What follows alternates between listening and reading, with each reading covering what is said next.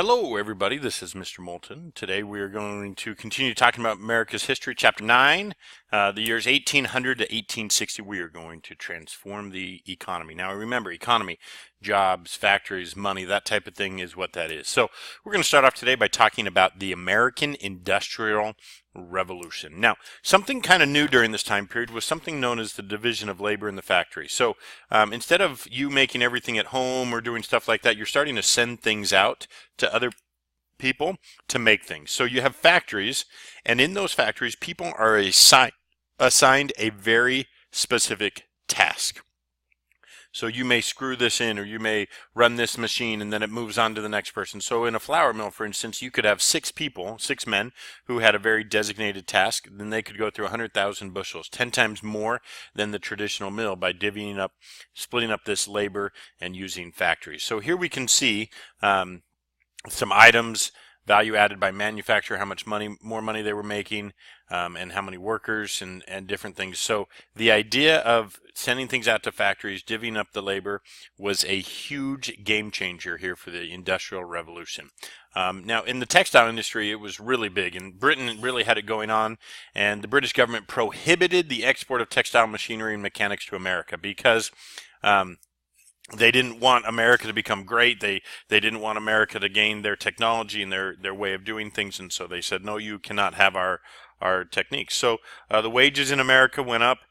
Ultimately, we ended up basically going and stealing the information, stealing the technology, but the wages were very expensive in the United States for this same type of job, and so therefore that led to the items that they would make being expensive. So America, though, had an abundance of natural resources, so cotton and wool and trees, those types of things we had a lot of, and they didn't really have those in Europe. We also had fast-flowing rivers. Now, you may say, what is the purpose of a river back then? Well, it's the same purpose today. We in Las Vegas benefit from a river and a lake, Lake Mead and Colorado River, providing our energy. The rivers back then, though, weren't being used to turn hydroelectric plants, but instead they were being used for like water wheels and different things like that. So the water would spin a wheel that was partially in the water, and that it would turn the machine inside. We had taken this technology, remember, we kind of stole it, and then we made it better, and we were able to get cheaper employees in the way of women, and so the prices started to go down. So the British, they started to undersell America. They would import it, export it, import it into Britain, make it, and then export it back out. And they also had cheap labor, so we're kind of in a little race here to see who can make the cheapest for everybody and be able to still make a profit. So here we can see one of those factories, just massive factories. Here's a textile mill. Down towards the bottom we can see all those spools and different things, and up top we can see those big wheels. Those are somehow connected to some sort of energy, whether that's a river or wind or whatever it might be, but they would then turn, which would then turn the sewing machines, which then people could make. So here we can see spindles, or factories that are making textiles, and they're spread all throughout the eastern United States. Now, 1820, we had about 200 patents a year. Now, a patent is kind of like a recipe or a blueprint of how to make something very specific. But by making a patent, it means that no one else can copy your invention. So in 1820, there weren't very many, but by 1860, that number had gone up to over 4,000 patents a year. So we start to get this huge technological advancement, these new inventions being created. Richard Garr said doubled the speed of the power loom, which is also known as the sewing machine. And now you start to get mass production spreading throughout. So it's this where you get this idea of the American Industrial Revolution. There had already been one in Britain, but now it's leading its way over into America. Eli Whitney invented the cotton gin, the idea of speeding up the process of getting cotton. Had the opposite effect. It actually increased the amount of slaves instead of decreasing, because now they could produce cotton quicker, so now they needed more slaves to grow more cotton because now they could get it quicker. So great invention, but didn't really help out slavery as far as the amount of slavery.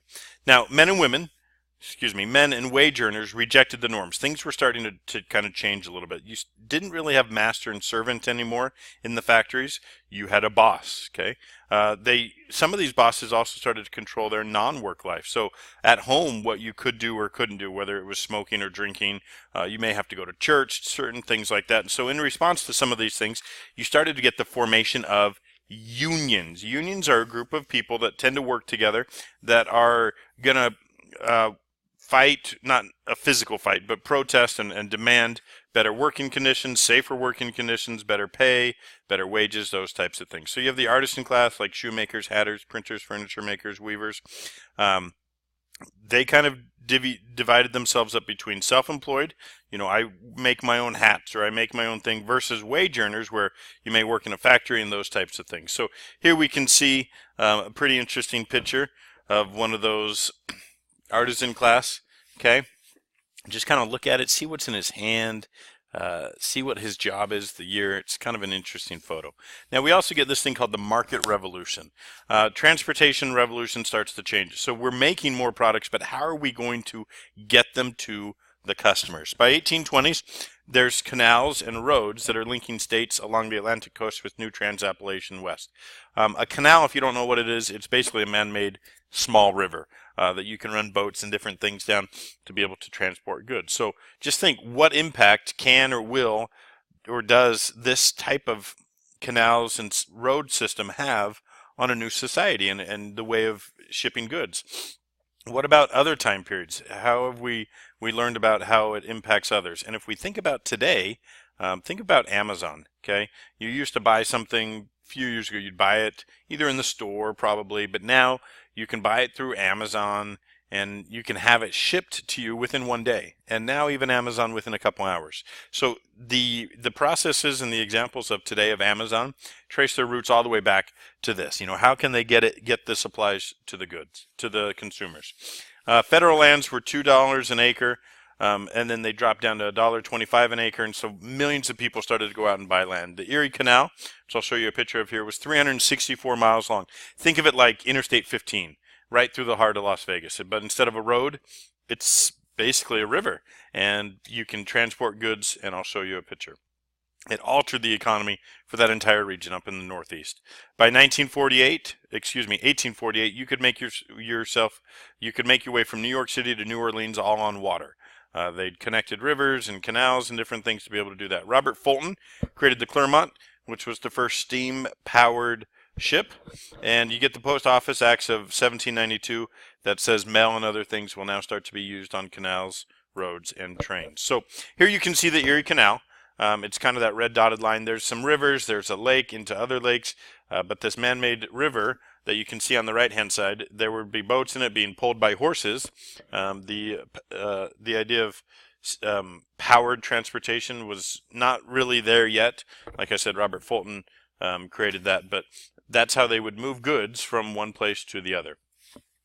Now here you can see the amount of land sales between 1830 and 1839, massive amounts of selling land. And you can kind of see it's kind of, for the most part east or to the right of the Mississippi River, whereas if we jump forward 1850 to 1862, a lot of it is to the left or the west of the Mississippi River, and that just goes to show the expansion and growth. Here we can see another artistic drawing of the Erie Canal and then Robert Fulton's steamship. Those wheels on the side would spin and therefore power it. Now, Nathaniel Hawthorne, a novelist, said this about the canal. He said, "The canal's water must be the most fertilizing of all fluids. First, it causes towns with their masses of bricks and stone, their churches and theaters, their business and hubbub, their luxury and refinement, their gay dames and polished citizens to spring up."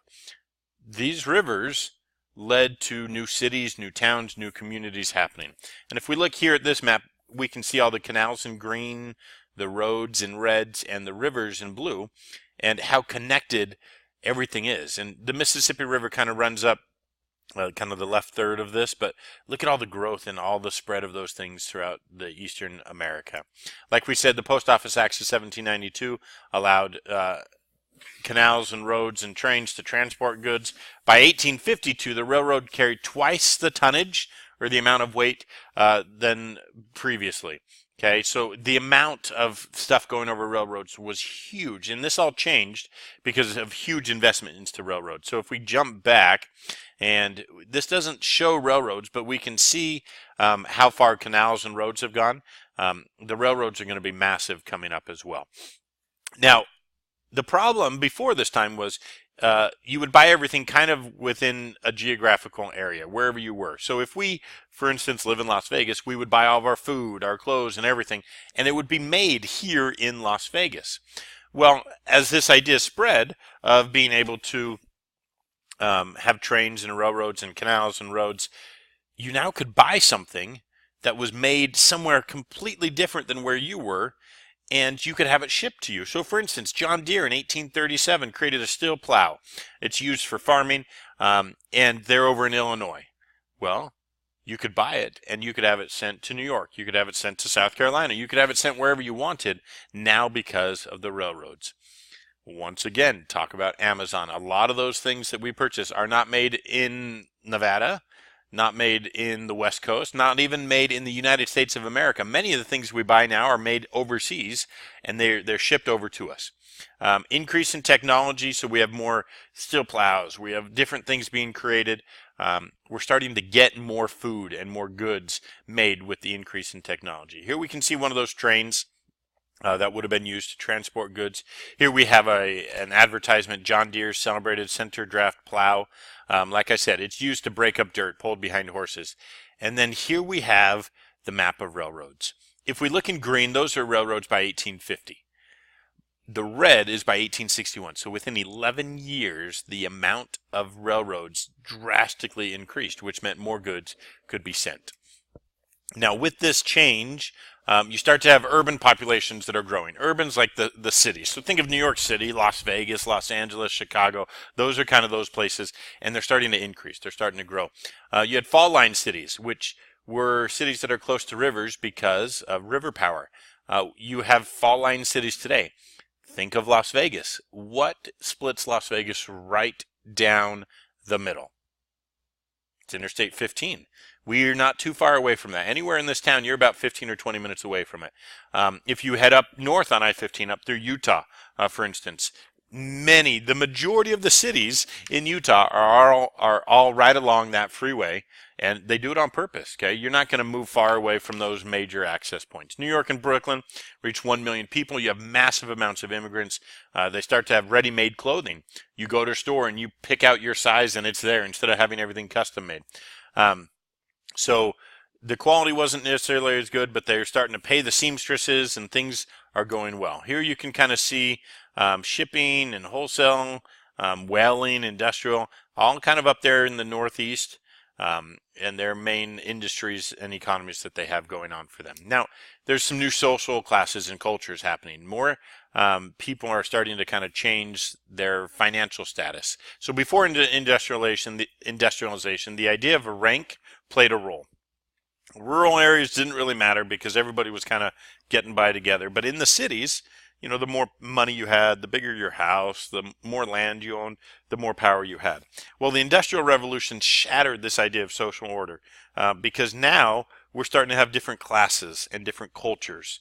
So you have the upper class, the middle class, the low class, those in poverty, those types of things. But by the 1860s, the richest 10% of the people controlled 70% of the wealth. So think of 100 people and $100. 10% or 10 people would control $70. 90 people would have $30 to split amongst themselves. That's a huge disparity. That's going to lead to some problems. The wealthy set themselves apart. They had very fancy clothes. They had these fancy carriages. They bought expensive homes and furniture, and they had people, butlers to serve them, and cooks and servants and all these different things. Does that sound familiar to today's rich? You know, they have very fancy clothes. Maybe sometimes their clothes are too fancy for themselves. They have fancy cars and planes and boats. They have very expensive homes with this fancy furniture, okay? Here we can see a picture. I just want you to look at this for a minute. There's a lot to this picture. If you look, you can see mom, dad. You can see a daughter sitting right there at the piano. 2 sons. If you look behind the mom and the daughter, you can see one of their slaves, their servant. They're very fancy clothes. They're very fancy and giant pictures and mirrors and their walls. This is that top 10% that control the majority of the money. Here we have whaling. If you're familiar with the story of Moby Dick, okay, this was up in the Northeast. They would use this for oil. That's kind of the upper class. Now you have the middle class. Farmers, mechanics, manufacturers, traders, contractors, lawyers, the majority of the people who have to work day to day just to be able to make their bills. By 1830 to 1857, the increase in America, the increase in income of Americans started to go up 2.5% a year. So let's just say 1 year you make $100. Next year you make $102.50. Then the next year you're making about 106. Then the next year you're making about 110. Then 115. That is a drastic increase, okay? You start to be able to afford homes in nice parts of towns, have nice clothes, have a decent car. The wives were able to buy books and pianos and things that they enjoyed. They started to also be able to afford new inventions. Now, when we think about these inventions, they're kind of crazy. Furnaces, used for heating homes. Stoves with ovens, used for cooking food. Sewing machines and ice boxes, aka refrigerators. These things that you and I are so familiar with, they were brand new. They were foreign to these people, but they obviously had a big impact. You started to get a high school education as opposed to just about 5 years of education. So every aspect of society is starting to change. Here you might see one of those middle class homes. Okay, looks nice. You have a few bedrooms, things like that. So that's the middle class. Now you're working into the urban workers and the poor. By 1840, all the slaves, about 2.5 million of them, plus half of the adult whites, about 3 million people, are working for other people. So that's almost 6 million people who are in some sort of servant type role where they don't have the money to survive necessarily in the nice rich parts of town and different things. You have the casual laborers, the bottom 10%. These are temporary jobs, seasonal working. They move location to location. Now, are there other time periods that we can relate to people having low jobs and temporary jobs? And the answer to that is yes, the 1930s. In the 1930s, that's when the Great Depression happened. So, these jobs here back in this time period weren't necessarily due to a depression or lack, but they weren't permanent jobs with lots of money. Now, very few of this lower class were prospering. 1850s, women in New York City, seamstresses, were making a few pennies a day. They were very impoverished. Many of them were immigrants, and they lived in horrible housing conditions. So by the 1820s, you start to get something known as the Benevolent Empire. You have Congregational and Presbyterian ministers who created organizations of conservative social reform. This is a very religious backed event that basically is trying to help these people do better financially. Their goals are to restore the moral government of God. They want to include and incorporate God more in their lives. So they want to reduce the consumption of alcohol and vices. They say drunkenness, adultery, prostitution, and crime are the root of all these problems, and we need to get rid of them. You have Charles Grandison Finney. He has this idea of revivalism and reform. He stressed conversion rather than doctrine. And he said God has made man a more free agent. Now, he also stressed something called temperance, abstain from alcohol. I'm assuming many of us have been around somebody who has maybe had too much to drink before. And when we see a drunk person, and sometimes the way that they act, we tend to recognize that maybe it would be good without them to have alcohol. Okay, we're not going to sit here and argue and debate the pros and cons of alcohol, but we can see sometimes people do bad things when they've had too much alcohol. So the problem was everybody was drinking alcohol everywhere. And you have this American Temperance Society that started in 1832 that said, no, we need to do away with that. Evangelical reformers celebrated religion as the key to moral improvement. Get people closer to God, get people coming to church, and their lives at home will improve. Now, I just want to show you this. It might be kind of hard to see, and maybe we'll look at it another time in class. But right over here, this is the 9 steps of drunkenness. Okay, the drunkard's progress. Step 1, a glass with a friend. But by the time we get all the way over here to step 9, and the way this is presented, you can get from step 1 to step 9 pretty quickly. It says over here either death or suicide. So this is a scare tactic to try to prevent people from drinking, saying, hey, no more drinking. We want you to survive. We want you to have a good life. We want you to love your family, your wives, your children, those types of things, so stay away from it. Now, also during this time period, we have a lot of immigrants. 1840 to 1860, We have over 2 million Irish immigrants coming in. The reason they're coming, they're having some food problems. There's famine and a potato blight, so their potatoes are bad. And so they need somewhere else to live, literally to survive. We also have 1.5 million Germans, 750,000 British. We have all these immigrants coming in, and the people, the colonists, aren't too happy with that. And there's this thing called nativism. They're condemning the immigration superiority, or condemning immigrants and saying that they're superior to others. We're born in America, or we've come here before you, so that makes us better than you, as somebody new who has just moved here. Here's a completely made-up example. Well, not made up. I literally was born here in Las Vegas, but here's a made-up example. By me being born in Las Vegas, nativism would be, I am a better person than you are, or I'm a better Las Vegan than you are, or I should have that job because I was born in Las Vegas and that job is in Las Vegas and you were born elsewhere. It's this idea that because you were born somewhere or have lived somewhere longer, that you are better than that other person, better qualified, better overall, and that's just not the way it was. So during this time period of Chapter 9, 1800, 1860, we have massive changes to the economy, whether it's factories, transportation of those things, whether it's the social classes, the upper class, the middle class, the lower class, this idea of immigrants coming in and their involvement in all this, because many of those immigrants, just like today, are taking the jobs that nobody else wants to take. So it's a huge time period with a lot of fantastic information in it.